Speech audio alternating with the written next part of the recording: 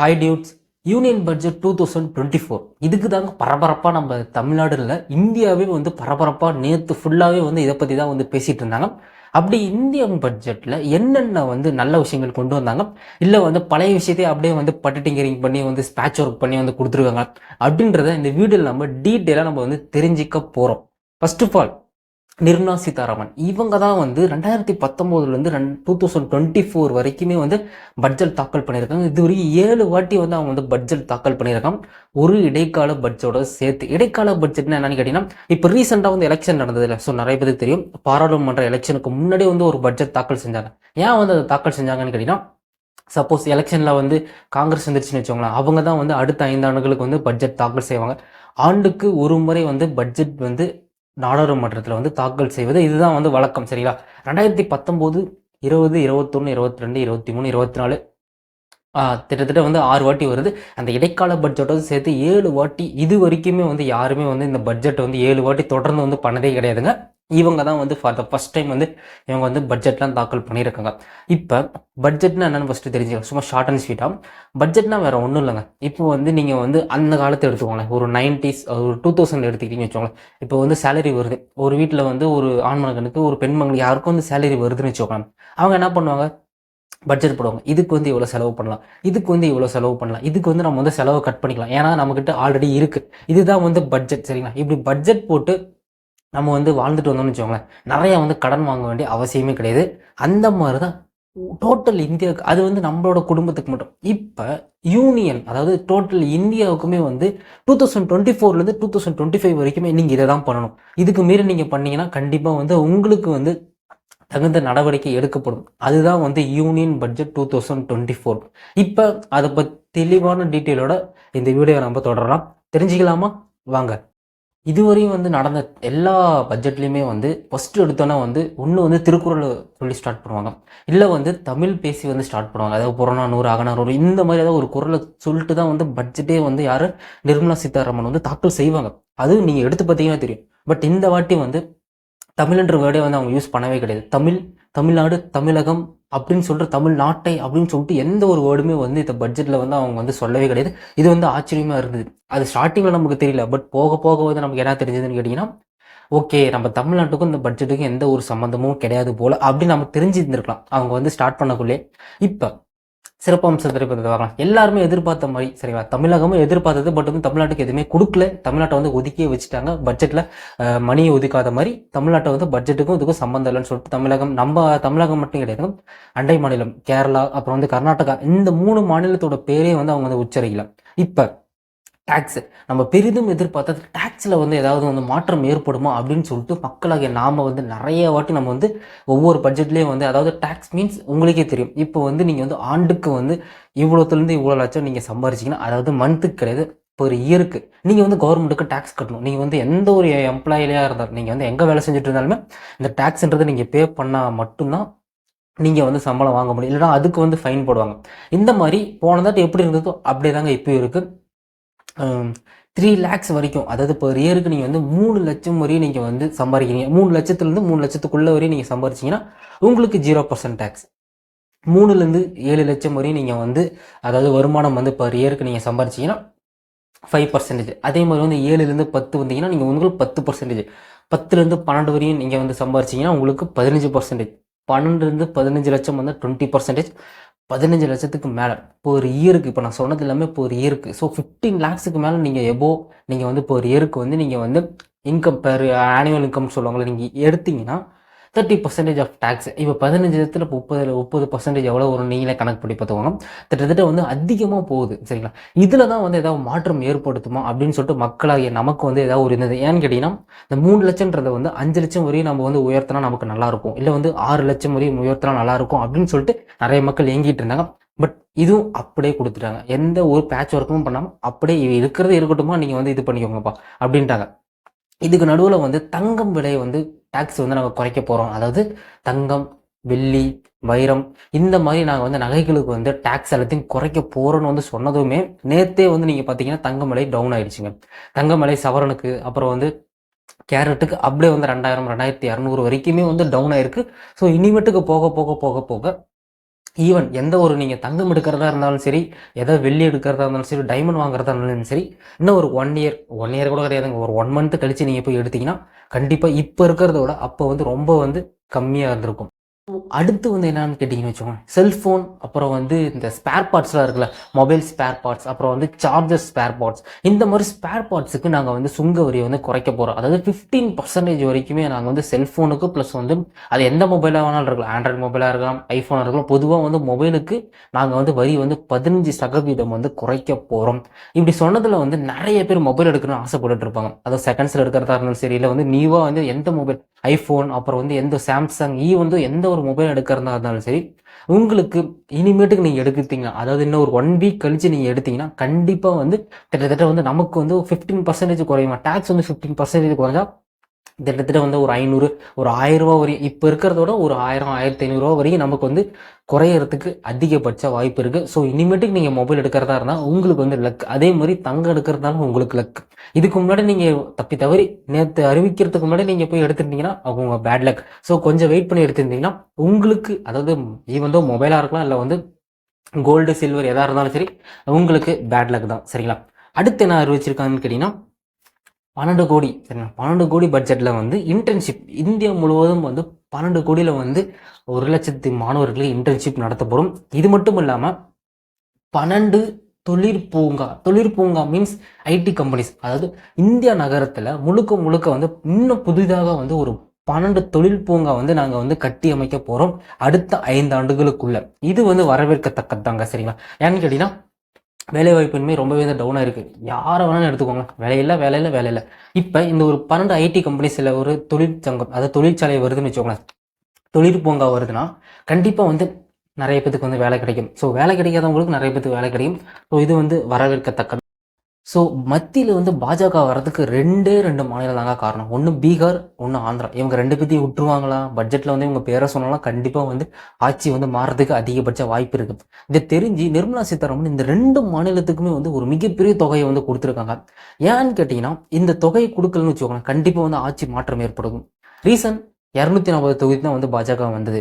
அந்த 240 தொகுதியில் வந்து இந்த 2 மாநிலத்தில் இருக்க கூட்டணி வச்சு தான் வந்து 200 சம்திங், 280, 90 சம்திங் வந்தது.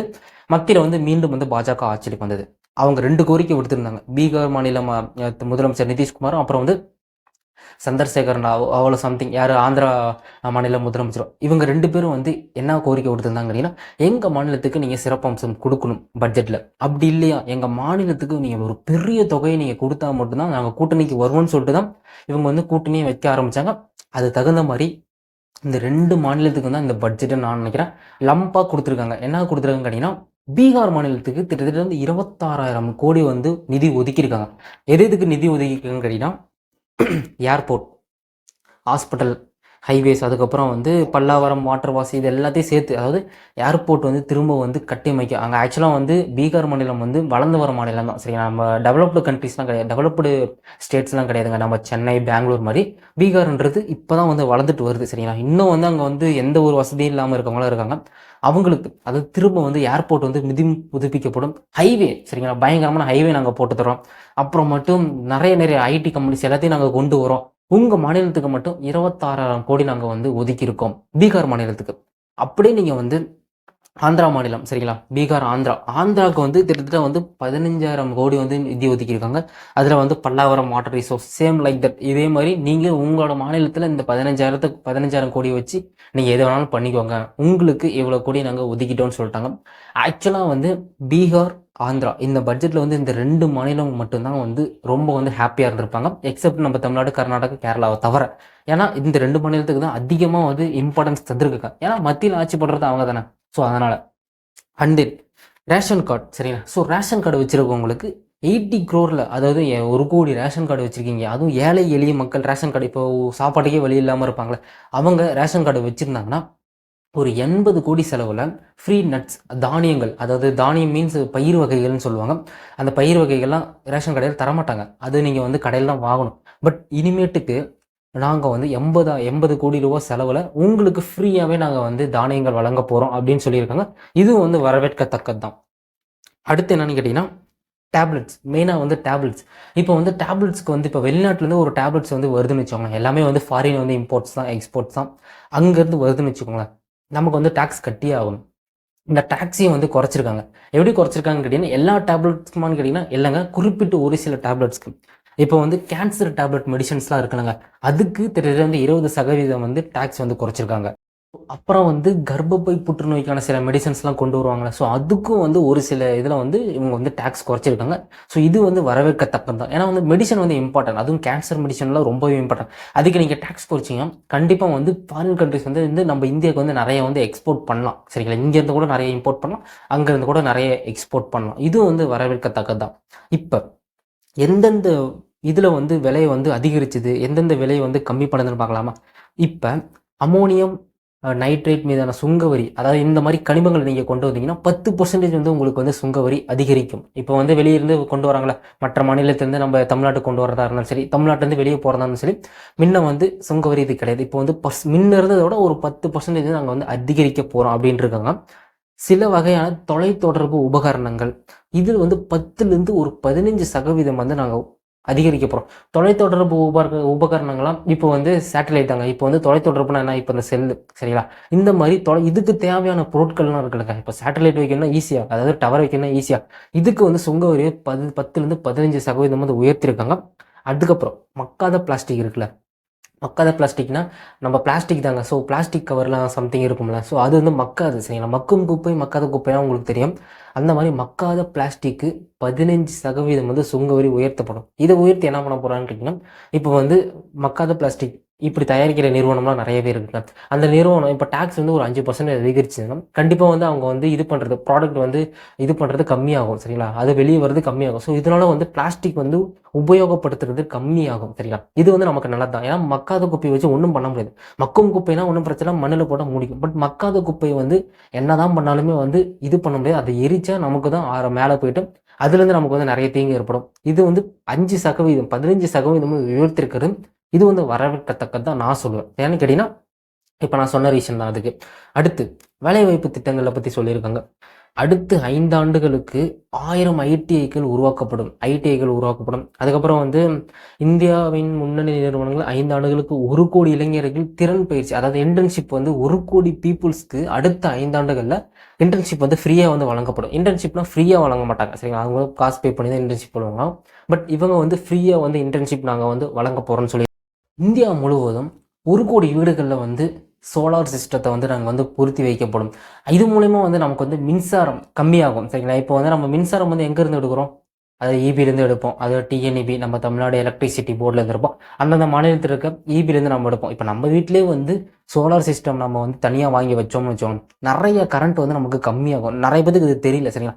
இதனால வந்து 1,00,00,000 வீட்ல இந்தியா முழுவதும் வந்து சோலார் பேனல் வந்து அமைக்கப்படும். இதனால வந்து கரண்ட்ட வந்து நம்ம வந்து கம்மிப்படுத்தலாம். கரண்ட் வந்து செலவாகுறத கம்மிப்படுத்தலாம். ஏன்னா சோலார்ன்றது வந்து சூரியன்லேருந்து இயங்குறது தானே. அதில மூலியமா நமக்கு வந்து கரண்ட் சிட்டி, எலக்ட்ரிசிட்டி எடுக்கலாம். ஏன்னா சூரியன் வந்து ஃப்ரீ தானே. சூரியன்லேருந்து நமக்கு வந்து அதுக்கு ஏதாவது டாக்ஸ் போட போறாங்களா? கண்டிப்பா கிடையாது. சரிங்களா? 1,00,00,000 வீட்ல வந்து இந்த சிஸ்டத்த வந்து கொண்டு வர போறாங்க. இதுவும் வந்து வரவேற்கத்தக்கது தான். அந்த விவசாயிகளுக்கு சில அறிவிப்புகள் வந்து அவங்க அறிவிச்சிருந்திருக்காங்க. ஏன்னா, ஒவ்வொரு பட்ஜெட்லயுமே நீங்க எடுத்துக்கிட்டீங்கன்னு வச்சுக்கோங்களேன், விவசாயத்த பத்தி அதிகமா வந்து அவங்க பேசுவாங்க. ஏன்னா, விவசாயத்துக்கு முன்னுரிமை வந்து அவங்க தராங்க. சரிங்களா? சில பட்ஜெட்ல வந்து விவசாயம் எடுக்கலன்னு வச்சுக்கோங்களேன், விவசாயிங்க ரொம்ப பாதிக்கப்படுவாங்க. ஆஃப்டர் தட் இந்த டெல்லியில வந்து விவசாயிகள் வந்து ரொம்பவே வந்து போராட்டம் நடத்துனாங்கல்ல, அதுக்கப்புறமே இருந்தே விவசாயிகளுக்கு தனித்தனியா வந்து அவங்க வந்து சலுகைகள் குடுத்துட்டு இருக்காங்க. அந்த மாரி விவசாயத்துக்கு என்னென்ன சலுகை குடுத்துருக்காங்கன்னா, விவசாயம் மற்றும் அதன் சார்ந்த துறைகளுக்கு வளர்ச்சிக்கு 1,52,00,00,000 வந்து நிதி ஒதுக்கீடு. விவசாயம் சார்ந்த தொழில்ல நீங்க வந்து ஃபார்மிங்ன்றது இப்போ வந்து கையில எடுக்கிறது இந்த மாரிலாம் கிடையாதுங்க. ஃபார்மிங் ரிலேட்டட் அது நீங்க எந்த ஒரு தொழிலா இருந்தாலும் சரி, ஒரு கம்பெனி வச்சாலுமே சரி, உங்களுக்கு நிதி வந்து ஒதுக்கியிருக்காங்க. நாடு முழுவதும் 400 மாவட்டங்களில் கிராஃப்ட் பயிர்கள் குறித்து டிஜிட்டல் சர்வே நடத்தப்படும். அதாவது கிரிஃப் பயிர்ன்னு ஒண்ணு சம்திங் ஏதோ இருக்கானுங்க. இது வந்து டிஜிட்டல் மூலியமாவே வந்து இவங்க வந்து நடத்தப் போறாங்களாம். 5 மாநிலங்களில் உள்ள விவசாயிகளுக்கு கிஷன் கிரீன் கார்டு வழங்கப்படும். இது வந்து வரவேற்கத்தக்கது தான். அதுக்கப்புறம் வந்து இயற்கை விவசாயம் குறித்து 1,00,00,000 விவசாயிகளுக்கு சான்றிதழ் பயிற்சி வழங்கப்படும். இயற்கை விவசாயம் நெறைய பேர் வந்து இத மறந்தர்றாங்க. இயற்கை விவசாயத்தை மறந்தர்றாங்க. இத வந்து வலியுறுத்துறதுக்கு ரூ. 1,00,00,000 செலவுல வந்து ஃப்ரீயா வந்து பயிற்சி அளிக்கப்பட போறாங்க. அதுக்கு வந்து சான்றிதழும் இவங்க வந்து குடுக்க போறாங்க. இது வந்து வரவேற்கத்தக்கது தான். ஆல்மோஸ்ட் பட்ஜெட்டில் சொன்னது எல்லாத்தையுமே வந்து கவர் பண்ணிட்டேன்னு நினைக்கிறேன். ஓகே, எல்லாமே வந்து கவர் ஆகிடுச்சு. மிக முக்கியமான விஷயத்த மட்டும் தான் இந்த வீடியோவில் நான் இங்கே பார்த்துருந்துருப்பீங்க. எது வந்து நமக்கு முக்கியமான விஷயத்தை பற்றி நீங்கள் பார்த்துருந்துருப்பீங்க. ஃபஸ்ட்டு நான் சொன்ன மாதிரி தமிழ்நாட்டுக்கு எந்த ஒரு கோடிக்கு அது 1 கோடி கூட, அதாவது 1 கோடின்றது ரூ. 1 5 கூட வந்து நம்ம தமிழ்நாட்டுக்கு அவங்க வந்து நிதி ஒதுக்கவே கிடையாது. இது இந்த பட்ஜெட்டோட சிறப்பம்சம்னு கேட்டிங்கன்னா இல்லைங்க. ஆக்சுவலாக வந்து இதுக்கு வந்து அவங்க என்ன சொல்லியிருக்காங்கன்னா, ஆல்ரெடி வந்து பட்ஜெட்டில் வந்து நாங்கள் கொடுத்தோம்ல, அந்த பட்ஜெட்டில் வந்து தமிழ்நாடு வந்து என்னென்ன பண்ணியிருக்கு அதை ஃபஸ்ட்டு பாருங்க அப்படின்னு சொல்லிட்டு நிர்மலா சீதாராமன் சொல்லிட்டு போய்கிட்டே இருந்தாங்க. நான் தான் சொன்னேன்லங்க, ஸோ தமிழ்நாடு, தமிழகம், தமிழ் அப்படின்னு சொல்லிட்டு எந்த ஒரு வேர்டுமே வந்து 2024-25 பட்ஜெட்டில் வந்து அவங்க வந்து சொல்லவே கிடையாது. ஸோ இதுலேருந்து என்ன தெரியுதுன்னா, தமிழ்நாட்டுக்கு எதுவுமே கிடைக்க போகிறதுன்னு தெரியும். தமிழ்நாட்டை வந்து ஒதுக்கி வச்சுட்டாங்க. இந்த பட்ஜெட் இப்போ நான் சொன்னதில் வந்து உங்களுக்கு வந்து எது வந்து ஓகேப்பா, அப்படி நல்லா இருக்குப்பா அப்படின்னு தோணுது, கீழே கமெண்ட் செக்ஷனில் கமெண்ட் பண்ணுங்கள். எனக்கு தெரிஞ்சு வந்து இந்த கோல்டு, சரிங்களா, கோல்டு ரேட் கம்மி பண்ணது, டேக்ஸ் கம்மி பண்ணது, அதுக்கப்புறம் வந்து இந்த செல்ஃபோன் வந்து மீது வரி கம்மி பண்ணாங்களே, ஸோ இதனால வந்து புது புது செல்ஃபோன்ஸ் வந்து இன்னும் வந்து நிறைய பேர் வாங்குறதுக்கு ரெடியாக இருப்பாங்க. தங்கமும் வந்து நிறைய வந்து சேல் ஆகிறதுக்கு அதிகபட்ச வாய்ப்பு இருக்குது, என்னோட கருத்து. ஸோ இது ரெண்டும் வந்து எனக்கு வந்து ரொம்பவே வந்து நல்லா இருந்ததுங்க. ஸோ ஓகேப்பா, எல்லாரும் வந்து இது வந்து யூஸ்ஃபுல்லாக எடுத்துக்கலாம் அப்படின்னு நமக்கு வந்து தெரிஞ்சது. எனக்கு வந்து ஓகேவா இருக்குது. உங்களுக்கு எது எது ஓகேவா இருக்குன்றதை கீழே மறக்காமல் கமெண்ட் செக்ஷனில் கமெண்ட் பண்ணுங்கள். Stay safe, stay happy. Tata.